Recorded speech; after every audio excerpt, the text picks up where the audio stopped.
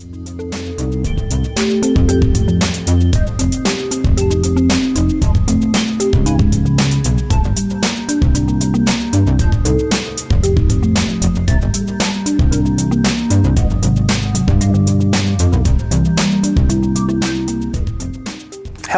and welcome to Face to Face. Our guest today is Elizabeth May. Elizabeth is, as you probably know, leader of the Green Party of Canada. We're going to be talking about a pretty wide variety of issues, but I'd like to start. We're filming this on November 22nd. When it's aired, Elizabeth is probably going to be in Copenhagen, Denmark. Am I right about Denmark? You're right. Okay. You're right. And if you don't know why, Elizabeth is going to tell us. So maybe you can start by telling us what is Copenhagen all about, and what's happening? Well, I mean, I think most Canadians will know there's a major climate negotiation taking place, but what our media isn't particularly good at telling us is where it fits in the context of a whole series of treaties which weren't isolated one from the other. So people may have heard of the Kyoto Protocol, which was negotiated in 1997. They may not know the Kyoto Protocol was created within an umbrella treaty that Canada ratified back in 1992, which is called the Framework Convention on Climate Change. So every time I hear Stephen Harper saying we need a framework of some kind, yes, we did that in 1992. There is a Framework Convention on Climate Change, which is a legally binding treaty in which all nations on Earth have committed. Now, it's in broad guidelines. It's the outlines back in 1992 that we will avoid continuing to burn greenhouse gases, avoid releasing carbon to the atmosphere at some point in the future to avoid those levels becoming dangerous. Well, as anybody paying attention to the climate crisis knows, between 1992 and 2009, we've emitted billions and billions of tons more greenhouse gases, and we've destabilized the global climate system. And we have precious little time to act to avoid the most dangerous impacts. So the negotiations for a successor agreement to the first phase of Kyoto are taking place in Copenhagen with all the nations of the world in attendance, with the United Nations system. Over 60 leaders from around the world will be in Copenhagen and are, now that we know this is being aired during the period of time when the negotiations will be at their midpoint. The weekend, Saturday, December 12th, is a mobilization globally for action on climate change, and there'll be marches in Copenhagen. Sunday, December 13th, there'll be an interfaith service in Copenhagen for success at the meetings, and the world leaders will show up a little bit towards the middle of the final week, around December 16th, 17th, and 18th. And with great good fortune, we can still have a meaningful treaty emerge. When does Copenhagen start? It starts December 7th. And it's going to finish? Well, the interesting things about climate negotiations, having been through a lot of ones, I would sometimes describe climate negotiations as being like those old Perils of Pauline movies where Pauline's tied to the railroad tracks and the train's bearing down, only it's the planet on the railroad tracks, and it's really a cliffhanger. Kyoto was a cliffhanger, went into overtime. The same thing happened in Montreal. The only global climate negotiations ever to take place in North America were the negotiations in 2005 in Montreal.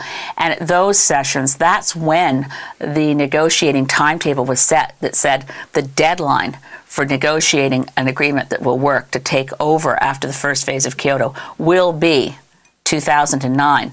So we've known for some time we were heading to a deadline.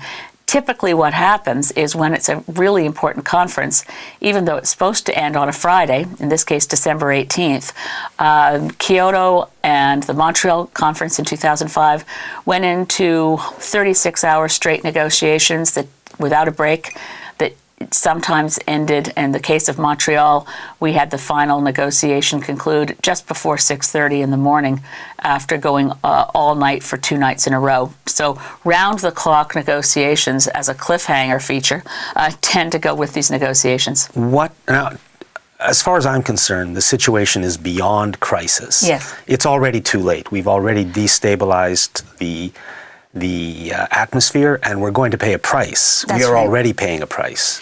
All we can hope to do is, I think, save ourselves from the biggest possible disasters. But we've got to do it. We've got to do something. What can come out of Copenhagen? What is the hope that the agreement will say? Well, there is hope, and when you say it's already too late, I always try to put this in the context that you're quite right. It is too late to avoid Paying human impacts of changing the chemistry of the atmosphere. And I try to explain to people quite often that to understand the climate issue, it's more accurate to understand it as a matter of chemistry than it is as a matter of temperature. We know that we have now 30% more CO2 in our atmosphere than at any point in the last million years. And we know that that has real implications. It's destabilized systems. We're seeing, unprecedented flooding and rains in part of the world, unprecedented droughts and fires in other parts. So this is part of a destabilized climate system. It's not too late to avert, as you say, the worst of the disasters, which would occur if greenhouse gas levels continue to rise. We risk hitting what scientists now call tipping points in the atmosphere, points at which we will unleash self-accelerating, what are called feedback loops. So as the Earth warms because of human release of greenhouse gases, the planet itself will start releasing more greenhouse gases. I'll just give people a simple example that people will probably already know. If you look at the permafrost in Canada's north, the permafrost, which used to be permanently frozen, is basically frozen bogs. And bogs contain a lot of methane. And as those permafrost areas melt, not only does it threaten Inuit villages as the ground sloughs away from under buildings, it releases vast quantities of methane. So if we were to lose all the permafrost, or if we were to lose the forest soils of the boreal forest that contain a great deal of carbon, those would be big pulses to the atmosphere of warming gases, and they could, in fact, overtake the human impacts and drive us into what's called a runaway global warming effect. So that's what we must avoid. The hope in Copenhagen is that we will avoid it. The scientists tell us, both the Intergovernmental Panel on Climate Change, the International Energy Agency, every major scientific academy around the world all say that this issue is being driven by human emissions of greenhouse gases from burning fossil fuels, plus destroying forests.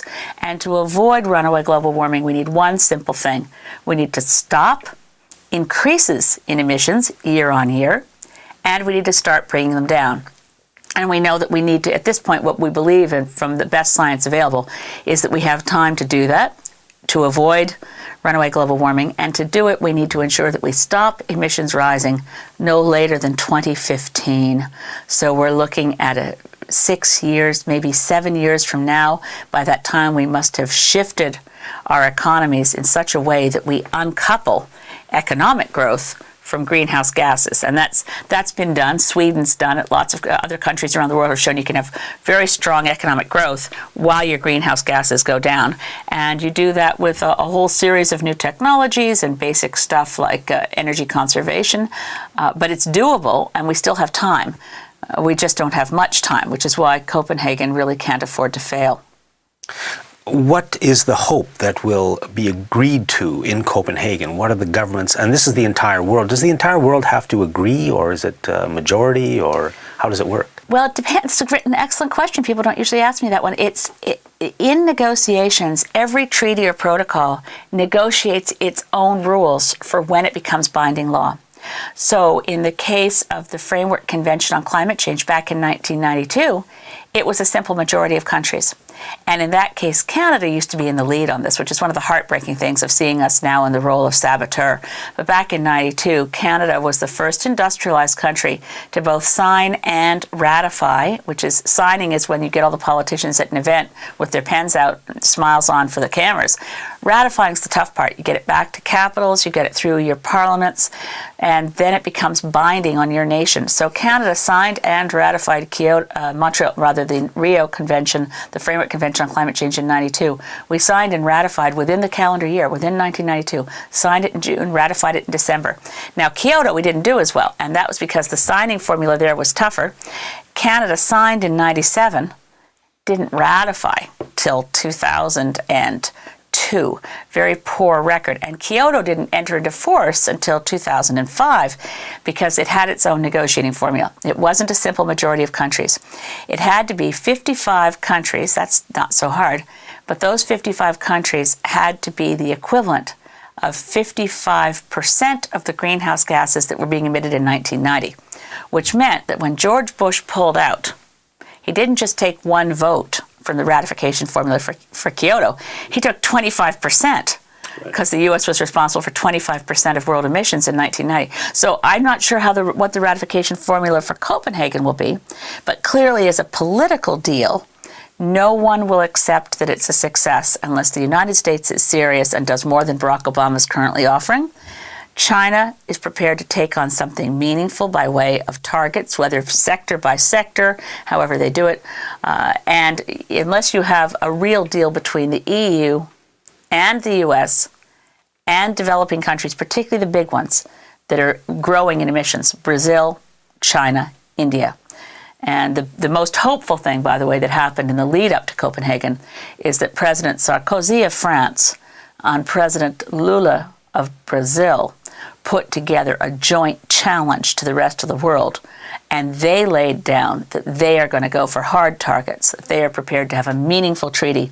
And President Lula of Brazil, his country's emissions come mostly from losing the Amazon. It's deforestation.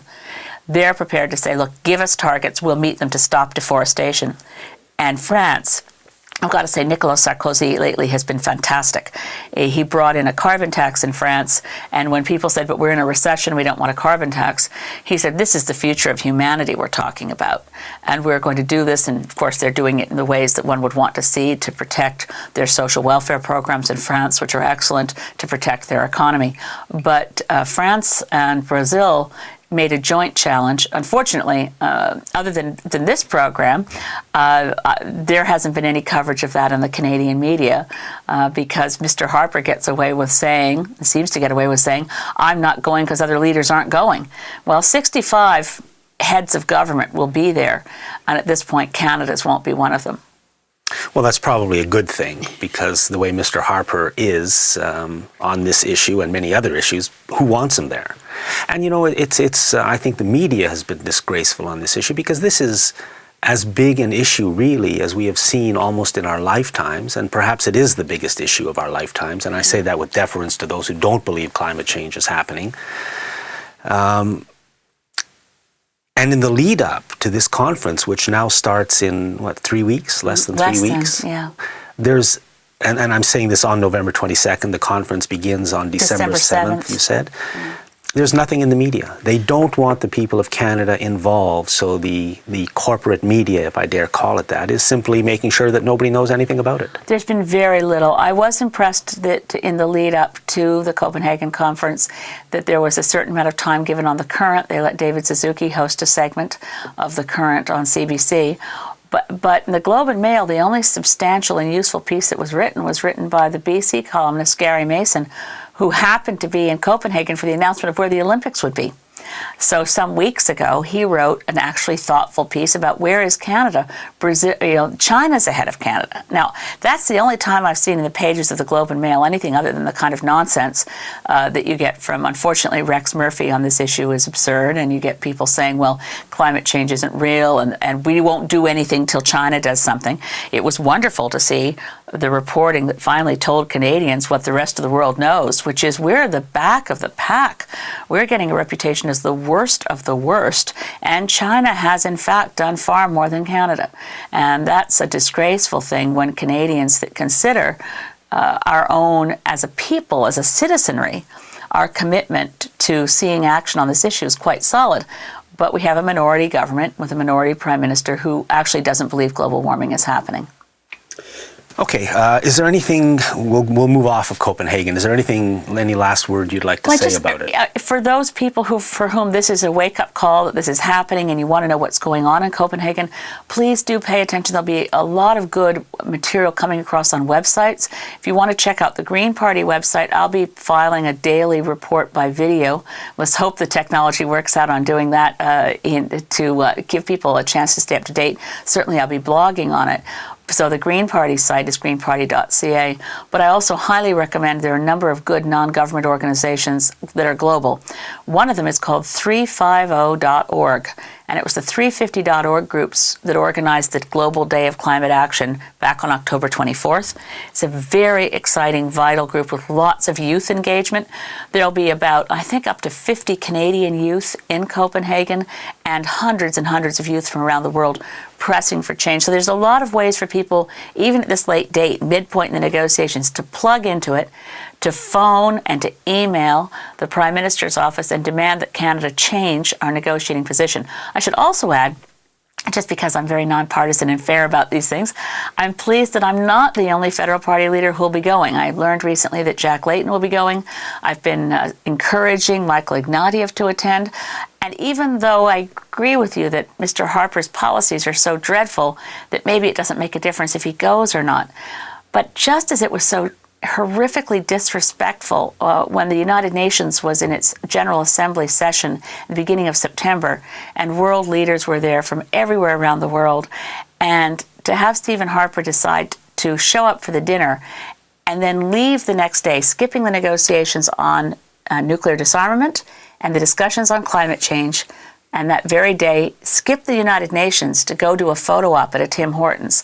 I mean, that kind of message to the world is contemptuous towards the rest of the world. And even though he is who he is, he's Stephen Harper, he's climate denier, he said Kyoto was a socialist scheme, he's also the Prime Minister of this country, and I want my Prime Minister to go to important global negotiations. And maybe if he's there, he'd actually wake up and realize that the rest of the world is moving and Canada is playing such a despicable role. Who knows, perhaps it could change his views. I always hold out hope, and I would rather see my Prime Minister attend global sessions than go to Tim Hortons. Unfortunately, Mr. Harper works for big business and not for the people of Canada, so he's doing what they want. And they don't want, obviously, this negotiation to succeed because... Well, you know, what's interesting is how much big business is ahead of Stephen Harper. I mean, we've got companies like DuPont, we've got companies like Shell globally calling for hard targets, calling for meaningful agreements, IBM. There's a whole slew of them. I think Stephen Harper's motives, which we can't explore too well because who can get inside his head, but he's singularly focused on expansion of the Athabasca tar sands. He wants 5 million barrels of oil a day out of the tar sands. Their current production level is 1.3 million barrels of oil a day. And that target seems to come from his head. When you talk to the businesses in the tar sands, I've not run into anyone who thinks it's even feasible, much less desirable, to push hard for a near-term expansion of almost five-fold in a region that's already caused such devastation, not just in terms of greenhouse gases, but destruction of boreal forests, pollution, acid rain, cancer clusters. The whole range of things that the tar sands is creating have also led to miserable conditions for the people who live in Fort McMurray.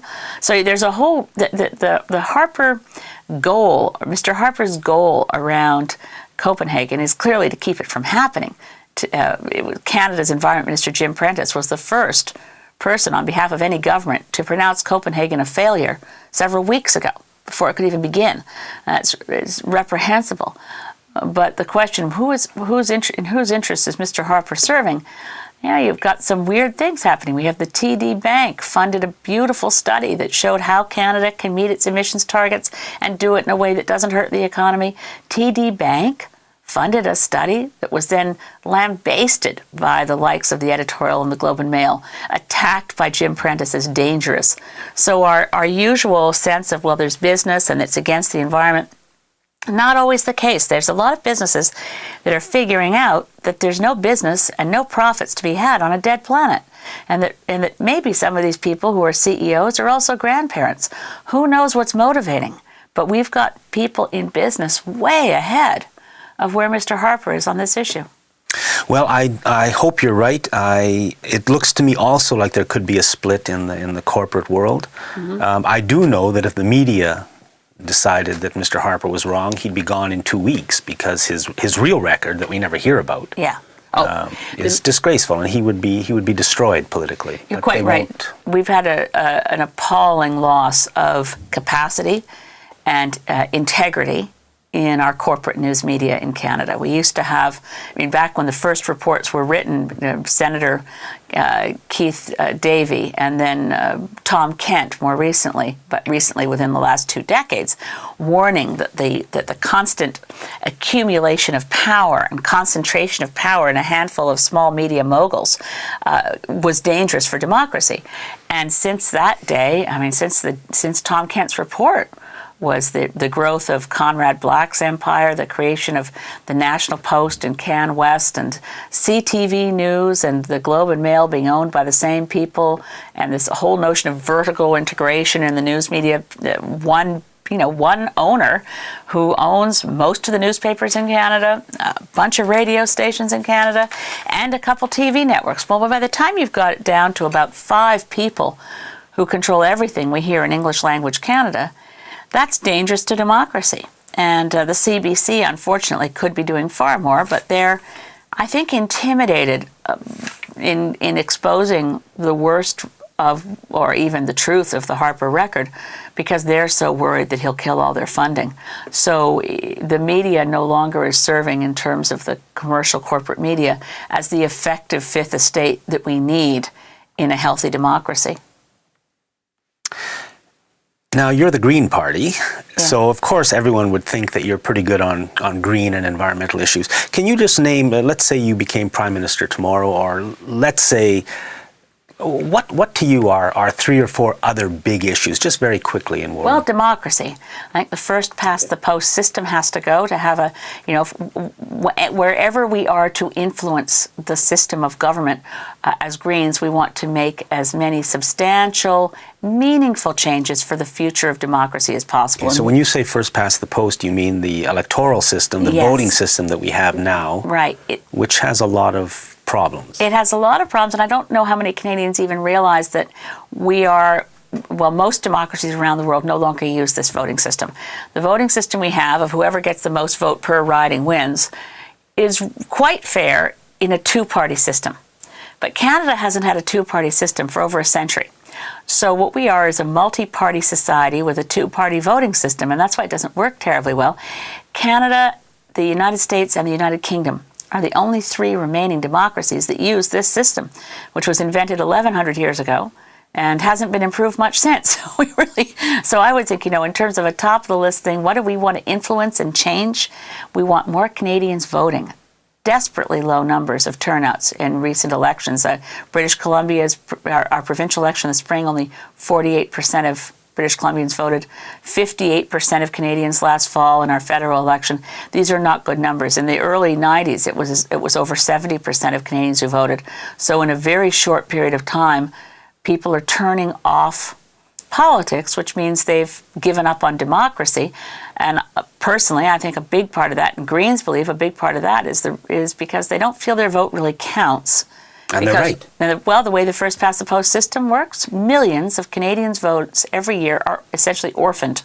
They vote for someone where their vote doesn't count, and that is not helpful for democracy. Another key thing we'd want to do is let's bring in some new, the new wave of social programs. What's the next big idea? What is our generation's version of Tommy Douglas and the healthcare program? It's a guaranteed livable income. It's figuring out, how do we eliminate poverty in a wealthy society? What would work? And so that's something that we want to, as Greens, because I won't be Prime Minister tomorrow, what can we do that makes a difference in our society? And I believe it's in advancing ideas whose time has come, in a kind of respectful dialogue with other parties, to get them to take the ideas and implement them. Because we will be, for a long time, I think, a party in the House of Commons with enough seats to make a difference.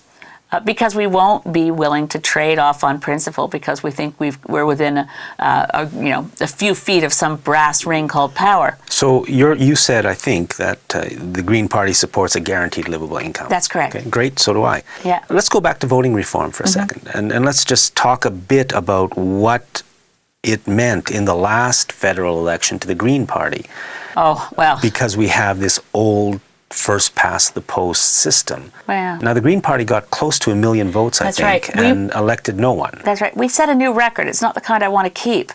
We had the most votes of any party in Canadian history that didn't elect anyone. Now, if you compare the vote that we got with the vote the Bloc Québécois got, they're quite close. We got just under 1 million votes. The Bloc Québécois got 1.3 million votes. That elected 49 Bloc MPs, and we had none. Now, the reason for that is under the first-past-the-post system, we could get 25% of the vote right across Canada. But if it was evenly distributed in ridings where someone else got more than 25%, we wouldn't elect anyone. So the reason I want voter reform is not self-serving entirely. I mean, there's no question it will advance the interests of Greens to have proportional representation in our voting system. But my main preoccupation, my passion around this is that so many Canadians have turned away from voting.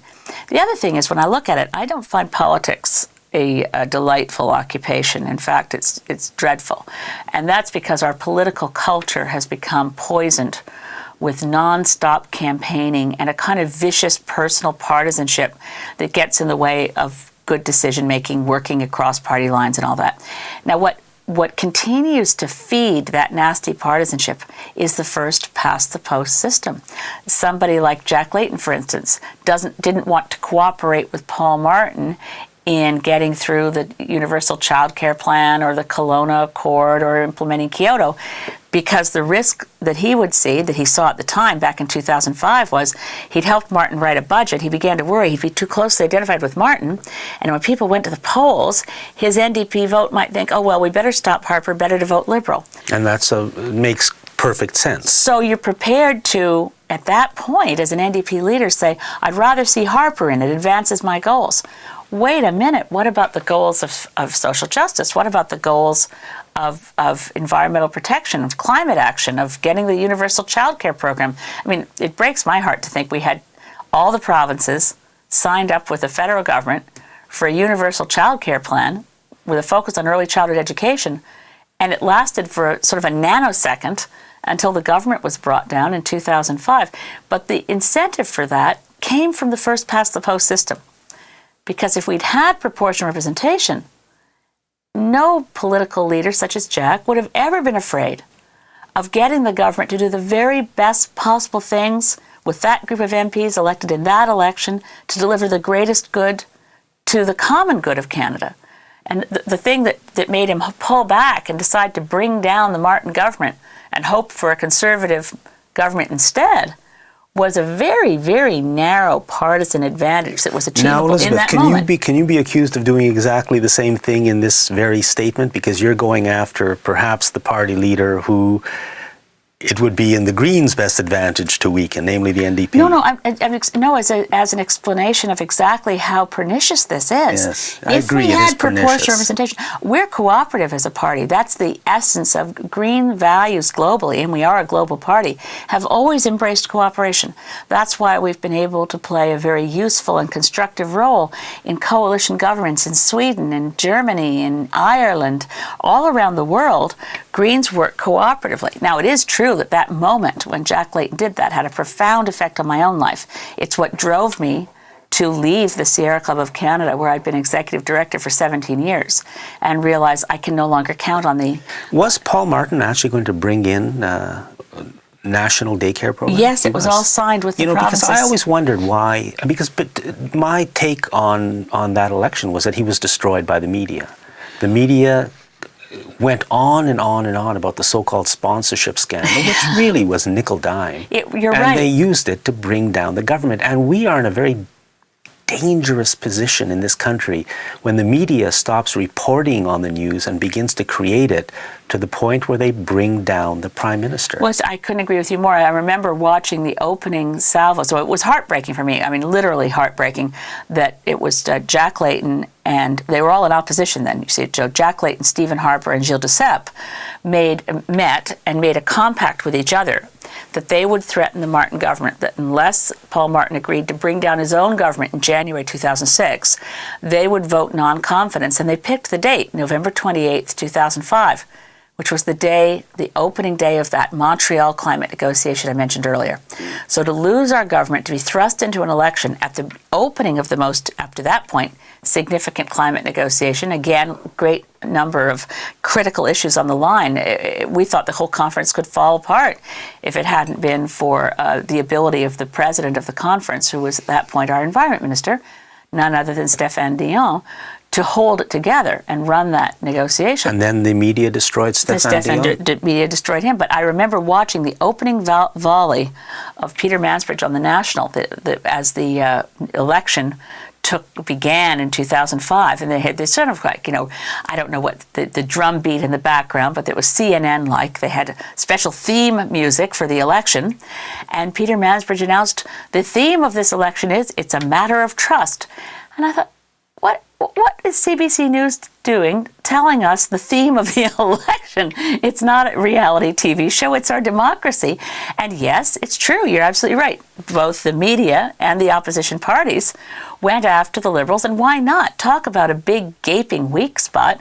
Paul Martin himself had been the person who most, ranted and raved about how absolutely unacceptable it was. And Paul Martin discovered the sponsorship scandal after he became prime minister. He was in a cabinet where this had happened, but he hadn't known what was going on, and that was made clear by the Gomery Commission report. So here was Paul Martin, who'd called the Gomery Commission into being, and he's being attacked as corrupt. And those ads, the NDP continued to run ads throwing buckets of money. The Conservatives, all they had to do was show Dave Dingwall talking about being entitled to his entitlements just to take viewers back to that election. It was all about the sponsorship scandal. But where was the war in Afghanistan? Not mentioned. Where was the climate crisis? Not mentioned. What's the biggest threat to our survival? And to the lives of young men and women over in Afghanistan, to have never had that be part of the discussion was what grieved me so much about democracy, that I thought, well, maybe I should get involved in politics. And I actually, right after the election, was when I decided to run for leadership of the Green Party. So I agree with you that we need voter reform. What do you think about an idea such as the caucus of the governing party or Parliament as a whole chooses the cabinet instead of the leader of the party choosing the cabinet? And what I mean, of course, is that as things stand now, Stephen Harper chooses his own cabinet. He can pick whoever he wants and he can remove them whenever he wants, which gives him total power. And I think one of the biggest flaws of our political system is that so much power resides in the hands of either the prime minister or the premiers. They all have the same amount of power, which is total. What do you think of an idea like the caucus or the parliament itself picking the cabinet? How about let's do one more? It's totally constitutional under our Constitution for the individual MPs to pick the prime minister. Now, we tend to forget that because it's a bit of a shock for me when I was researching my most recent book, and I realized, when Stephen Harper said in November of last year that the threat of a coalition was the opposition parties attempting to overturn the results of the last election. And I was researching my book on democracy, and I realized that was such an outrageous statement. It was. Because the results of the last election was literally the election of 308 MPs. That's all Canadians do in an election. We're not in the United States. We don't vote for a prime minister the way they vote for a president. We elect 308 MPs. And in the old days, the notion was the prime minister was first among equals. And Sir John A. Macdonald used to refer to his members of parliament as loose fish. They didn't stick to party lines at all. Now, the party structure is a big part of the problem. So the growth and the strength of organized political parties is why when we go into an election, we know who the prime minister will be if the Conservative Party gets the most seats or the Liberal Party gets the most seats, because those internal party structures pick their own leaders. But in point of fact, that's not part of our Constitution. Political parties aren't named in our Constitution. They are a creation that's come along over a couple hundred years. They're not that new. But the all-powerful role of a political party, if it's spin doctors and it's pollsters and it's strategists, in telling political party leaders what they should do in the House of Commons. So once the election's over and we want to see good government happen, the question of how does one vote on a bill? They put that through the lens, not of what's in the best interests of Canada, but each party does this. What's in my best interest for the next election? How do I look better against the other guy in the next election? So we keep missing our chances for good government because we've got partisanship has got democracy by the throat, and we really need to unleash that. So I think that's an interesting idea to say you could that Parliament as a whole could pick cabinet ministers. I think Parliament as a whole should pick a prime minister. But that would mean taking apart substantially the kind of clout of internal political party rules as they affect our government. Personally, I think that would be a very good idea because, as I said, from what I've read, and I have tried to read a fair bit about this, the greatest problem with our democracy is the concentration of power in the hands of either the Prime Minister or the Premiers, and anything that can reduce that power, I think would be a step in the right direction. Well, if we had MPs who stood up on their own 2 feet and represented their constituents, if we had, at this point, the notion of Mr. Harper's cabinet is something of a joke anyway. He takes positions without checking with his cabinet ministers. They perform a role that one of the better lines of the last couple of years was Don Martin, who was writing in the National Post about one of Prime Minister Stephen Harper's press conferences, in which he described it was actually a Vancouver press conference on what was supposed to be a climate bill that was never brought forward. But anyway, he said that Mr. Harper's members of his cabinet, who were arrayed behind him in a semicircle, said were performing the role usually reserved for potted palms. I mean, the ministers of Mr. Harper's cabinet are primarily used either as fall guys, as in the case of Gary Lunn when he fired the president of the Nuclear Safety Commission, Linda Keane. He did that, I'm quite certain, on Mr. Harper's orders. But you take the fall, right? It was an outrageous thing to do. The Chalk River mess was so badly handled. So not only did someone like Gary Lunn have to do what Mr. Harper ordered, he also had to accept it when he was demoted from Minister of Natural Resources to Minister of State for Sport, which was widely read by pundits as a sign that Mr. Harper had disapproved of firing the president of the Nuclear Safety Commission. Even though Mr. Harper was the one behind it. I think that what we've just discussed is of fundamental importance in this country, that we've got to bring back some semblance of democracy. I'm not expecting perfect democracy, but we seem to be in a situation now where what the public wants is of absolutely no matter. The media is used to keep us uninformed and talking about other things than the important issues, and our governments have absolutely no interest and certainly no obligation to do what the public wants. For example, let's talk just for a minute about genetically contaminated foods, as I like to call them. They're called genetically engineered foods. I've read several times that polls show that some 80% of Canadians at least want this stuff labeled. That's right. Okay, so if 80% of Canadians want that, then how can it possibly be that there is absolutely no interest on the part of our government in labeling it and in the media in talking about it? A very good point. I mean, that's one of those issues where there is no question that the corporate lobbying role has overwhelmed the public interest. So the big genetically modified interests are, particularly Monsanto. I mean, Monsanto has interfered in a lot of government decision-making around this, pushed for fast-tracking the commercialization of genetically modified products, and they vigorously oppose labeling because they know consumers don't want genetically modified products in their foods. And if every time a shopper or a mom like me picked up a box of breakfast cereal and where it says corn is one of the most ubiquitous products in processed foods. If it said genetically modified corn, you'd be more likely to put it down and look for a package that didn't say genetically modified corn. They don't want us to realize how many genetically modified products, whether it's corn or canola or soy or sugar, are in our foods. So they don't want labeling. Now, consumers have a right to know what they're eating. We increasingly see, which is a good movement, not yet really recognized sufficiently, to know where our food is grown. The salmonella scares, the toxic tomatoes or dangerous spinach that have come in from, in those cases, the U.S. and also from China. I mean, we're growing our food farther and farther away from where we live, which has big implications on carbon, big implications for food safety. And just to label something, is it a product of Canada, has turned into this morass of sneaky rules. Like you can call it a product of Canada if most of it is Canadian, or if it's processed in Canada. Canadians want to know, was this grown anywhere near where I live? Can I have any confidence in how this was grown? And was it grown genetically modified or not? Now, to show you how much the Canadian government is pushing for genetically modified foods, we've just launched a negotiation with the European Union.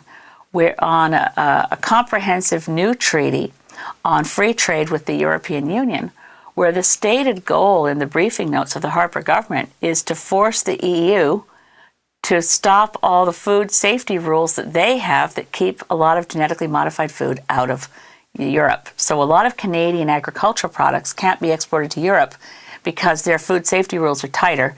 They won't, for instance, accept hormone-treated beef. Now, I've read that Canadian beef cannot be sold in Europe. It can't be. It can't be. So Canadian beef cannot be sold in Europe because the Europeans don't think it's safe. That's now, right. folks, have you ever seen this mentioned in our media? And I know you haven't because I haven't. And you have to ask yourselves, how can something like that be kept a secret from us? That Europe, which is way above us in a lot of environmental issues and food safety issues, Europe says Canadian beef cannot be sold there.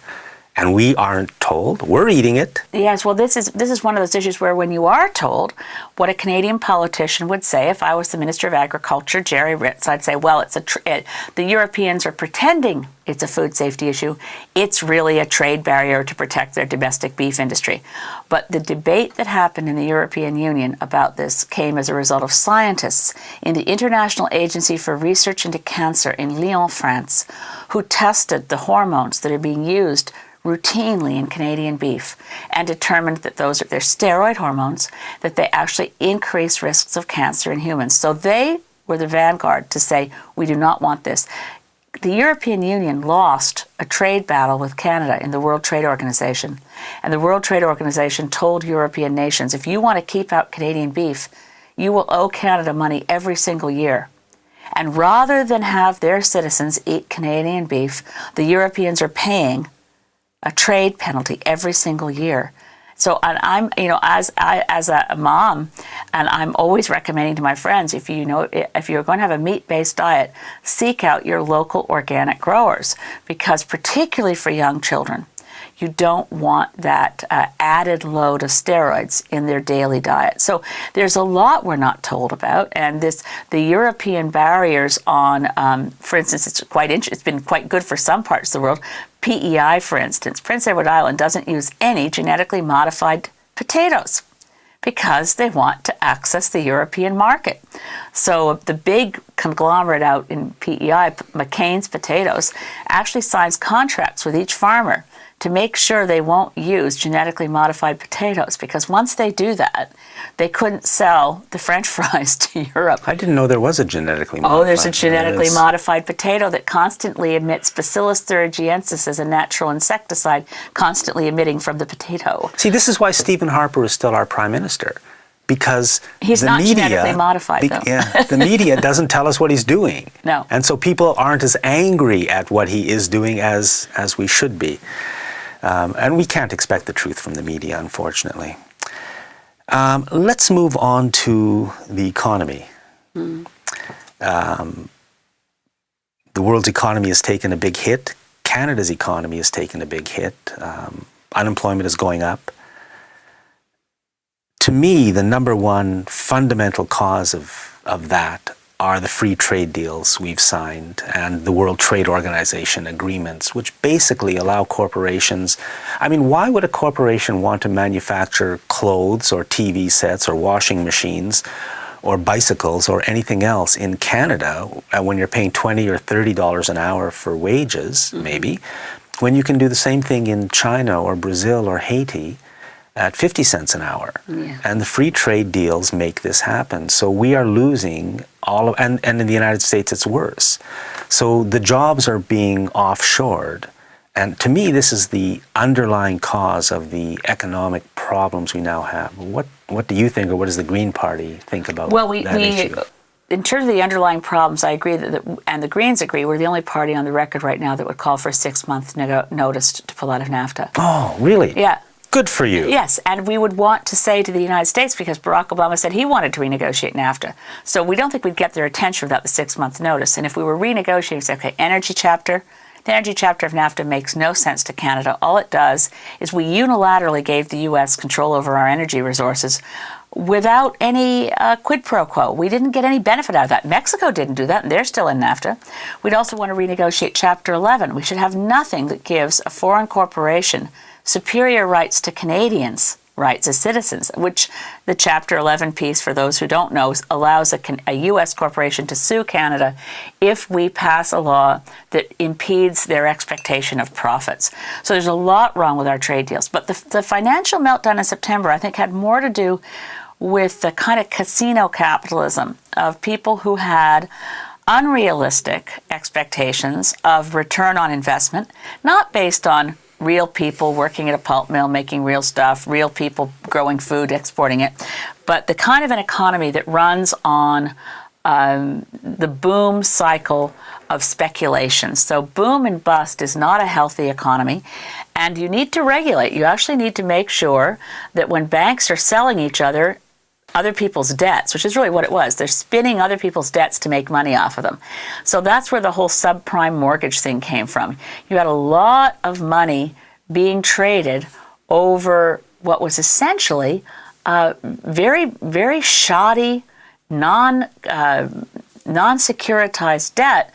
And when people began to realize that they were actually making money out of thin air, I mean, you can only make money out of thin air for so long. That bubble, when anyone looks down and says, oops, nothing's holding us up, that's when you get the bust. And the big speculators, the people at the billions of dollars levels, they don't really get hurt in a recession. They can afford to lose a couple $100 million. The people who get hurt are the people who are doing the real work on the ground, growing things, building things, producing things that people really need. So we have not yet come face to face with this. Even after the September crisis, no government in the world, certainly not the U.S., has put in place the kind of regulatory oversight to make sure that the greed of the greediest is constrained so that an economy can actually function. So we need to rewrite some out of whack balances here. We need to make sure, for instance, since the World Trade Organization was created, those kinds of interests have had superior rights to a lot of citizen-based interests.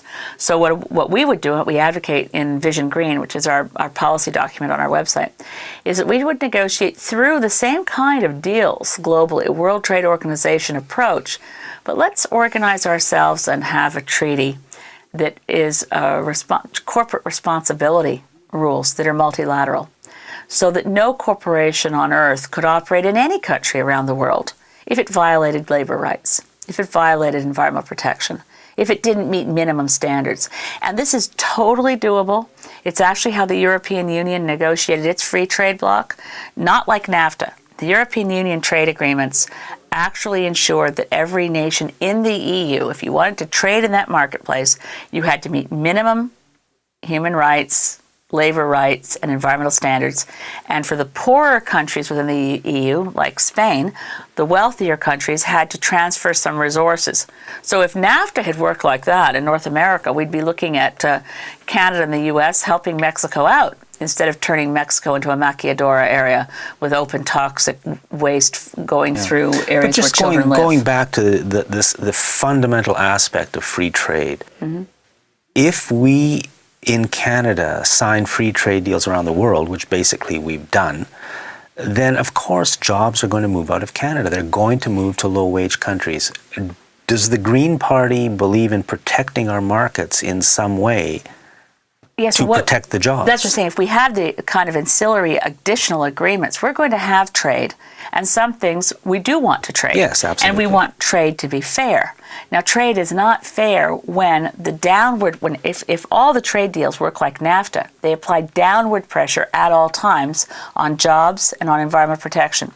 So we believe we can actually rewrite the trade agreements so that we are dealing with trade agreements that avoid tariff barriers, but do so in a way that protects basic rights. And until we have those, obviously the Canadian economy, the U.S. economy, or European economies were able to build themselves by protecting, through trade barriers, their own domestic industries. And to ask developing countries, which are the poorest of the poor, to survive in a world where they have commodity dumping from the U.S., when they have no ability to protect and build their own industries, is certainly asking far too much when the wealthiest countries in the world are unwilling to meet their end of these deals. So it's trade right now, as it is, it's in need of a 180-degree turn to make it fair. We've got less than 10 minutes left to solve the healthcare problems, Afghanistan, and poverty. Okay. So let's start with healthcare. Moving along. I've spoken to several people who are active on the issue of healthcare. And I'm talking about people who are high up in some organizations and nurses and blah, blah, blah. When I make the statement that our healthcare system is being deliberately undermined and destroyed so that it can be privatized, they agree with that statement. What do you think about that? They agree with the statement because it's true. Yeah. So you would say then, yes, our system is being deliberately destroyed so that it can be privatized. Yes, I would say that. And I would say in other sections of government, I'm looking at it too. I think there's reasons that Stephen Harper, for instance, hasn't reappointed people to the immigration review boards and immigration and refugee boards. He's looking for that system to begin to collapse so they can declare it a crisis and say that we'll have a different system in place. When you don't put money into a system, when you don't appoint the people to those systems, you're deliberately undermining them. And in the case of our healthcare system, there's a brilliant book that you may not have seen. It didn't get nearly enough attention. It's called Who Killed the Queen by Holly Dressel. She co-authored a couple of books with David Suzuki. The book came out last year, and the Queen in the book refers to the Queen Elizabeth Hospital in Montreal, which was closed in 94, 95. In that 1 year period, hospitals across Canada were closed. They all looked like independent decisions. Like Calgary General, when it was closed, there was such a clamor with people wanted to... blowing up, wasn't it? Exactly. They blew it up because they didn't want people to demand it be reopened. We lost 20% of our hospital beds in 1 year, right across Canada. And the World Health Organization actually did a study on Canada as the only industrialized nation to have deliberately compromised its healthcare system to save money. They wanted to look and see if it had worked. Here we are being studied by the World Health Organization, and we don't even know that there was a decision made to shut down 20% of our hospital beds. And guess what? It didn't save money. Because when you don't have access to the doctor, when you don't have access to nurses, when you can't get a hospital bed at the beginning of an illness where you can be treated easily, it ends up meaning that you wait till your illness is catastrophic before you get treatment, and at that point it costs more. So our healthcare system is being undermined, and protecting universal public health care is an essential aspect of our policy. And we need to make sure that our healthcare system, which is one of the great social inventions of the last 50 years in Canada, remain strong and healthy. And that's going to take a real commitment to make sure we don't allow privatization to creep in at the margins. Are you listening, Gordon Campbell? Because Gordon Campbell, of course, is one of the great purveyors of private health care in the country. And thank goodness Barack Obama's finally made some progress in the U.S. I mean, that's been the horror of it, to watch in the United States, where it was still possible for someone to go to the hospital with a sick child and be turned away because they didn't have money. And we do not want to run the risk of losing anything about our universal public health care system, because the system south of the border of these enormously wealthy health insurance outfits, they have to make a profit. And as Tommy Douglas pointed out, it's obvious that if a system has to make a profit, it's going to cost more than one that provides a service at a nonprofit basis. What about the issue of homelessness and poverty, and especially child poverty? Is that something, do we have to have homelessness and poverty in Canada? No. Or do we have the wealth to avoid that problem? We totally have the ability and the wealth and the capacity to end poverty in Canada. Now, how would we do that? I mentioned earlier guaranteed livable income. Economic deprivations, other countries have solved these problems. And I, in studying this over the years, I was very taken with a quote from the Reverend Martin Luther King, who said that in looking at the issue of poverty, it was now clear to him the only solution was a guaranteed annual income. So the idea would be, and by the way, one of the great champions of this in Canada, ironically, the only one outside the Green Party that I know who talks about it, is Senator Hugh Segal, who used to be a progressive conservative, but who's in Mr. Harper's caucus as a senator in Ottawa. What you'd need to do is look at what do we spend on maintaining poverty. flip it around. I mean, there are a lot of people employed on employment insurance, on welfare at different levels, federal, provincial, municipal. There's a lot of bureaucracy. There's a lot of snooping on the poor. There's a lot of, if you're a single welfare mother and you move in with your boyfriend, you lose your benefits. If you're a single welfare mother and you make money cleaning up somebody else's house and you have that cash, if the government knows about it, they'll reduce your welfare payment by exactly as much as the cash you just earned. So this whole system is shame-based.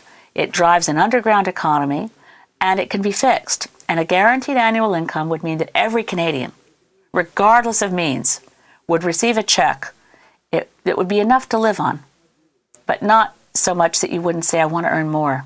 And anything you earned above what you got as a guaranteed annual income would not be taxable, would not be clawed back, would require no one checking to see if you deserved it, if you were sufficiently poor that you got it. Everyone would get it. And when you earn $20,000, that's when it starts being taxed back. So for people who have a job at over $20,000, the check would be in and out. But for people trying to climb up out of poverty, it would be a godsend, and it would make all the difference to go back to school, to be able to earn extra money. All of that would get people to a point they could stand on their own 2 feet and actually end poverty. And it would result in the shutting down of huge areas of bureaucracy. But it would also avoid criminal justice issues down the road. It would avoid pressures on our healthcare system. In other words, it could pay for itself. Last topic, Afghanistan. What is the Green Party's position? And we've probably got about 1 minute left. We have to get out of Afghanistan. We believe there could be a role for Canadians in a United Nations mission, very differently constructed. But this mission, which started out being supposedly, under Chrétien, that we were supposed to help Afghanistan rebuild and rebuild as a democracy, morphed the minute that Stephen Harper became Prime Minister and he went to Kandahar and he announced this was part of the war against terrorism. We then got ourselves into a mired mess where we have been, I think the recent evidence from Richard Colvin is devastating, to think that we were so willing to turn a blind eye to torture. And the people who were being picked up weren't Taliban insurgents. From the evidence of Richard Colvin, many of them were just taxi drivers, farmers, innocent people that we picked up and turned over to Afghan authorities who were then tortured. Greens believe that Afghanistan needs help, but the Karzai government hasn't shown itself to be a government that's truly democratic. His cabinet is as full of narco warlords as was there with the Taliban. And to protect the lives of women and girls in Afghanistan, protect their right to go to school, a lot of Canadians believed in that. But a war against terrorism, so-called, that involves aerial strikes and bombardments, that involves innocent people dying, has turned a lot of the Afghan people against the foreign troops. And the only way to bring peace to that region is to remove NATO forces and see if the United Nations, in a true peacekeeping effort, with a lot more accountability from the Karzai government and full engagement of Pakistan. This is too much of a tinderbox of an issue for me to do it justice in a short time, but I hope I've given you a flavor of where we are on this. We're a party committed to peace and nonviolence globally. And all the Greens around the world have the same shared set of values that are drawn from the Earth Charter. And we wouldn't want to turn our back on peoples who need help in Darfur, around the world. And we have done that because we've become so enmeshed in NATO operations that we've forgotten about the United Nations. Now, when we first started, you said you wanted to talk a bit about your background. We have 1 minute left. Well, that's okay. I mean, cancel the background. I wanted to for people who know, I've moved to British Columbia recently, and I've been involved in BC environmental issues for a very long time, and worked with a lot of great people in British Columbia politics through my work at Sierra Club, and before that, when I was in government. So I've got a government and a legal background, and I'm a new resident of British Columbia, but I hope to be the first Green Party Member of Parliament and represent Saanich Gulf Islands. And if people want to find out more, our office is on Beacon Avenue, right downtown Sydney. We're easy to find, and our website is Sierra Club. That's funny. Went right back to 17 years of being executive director of Sierra Club. Greenparty.ca, or just call us at our office, and we'd be happy to answer questions, or email me at leader@greenparty.ca, and I'd be happy to answer any questions and get to know people and hope to do a really good job representing them. We've been talking to Elizabeth May of the Green Party of Canada. Thank you very much, Elizabeth, and thank you very much for watching. Goodbye.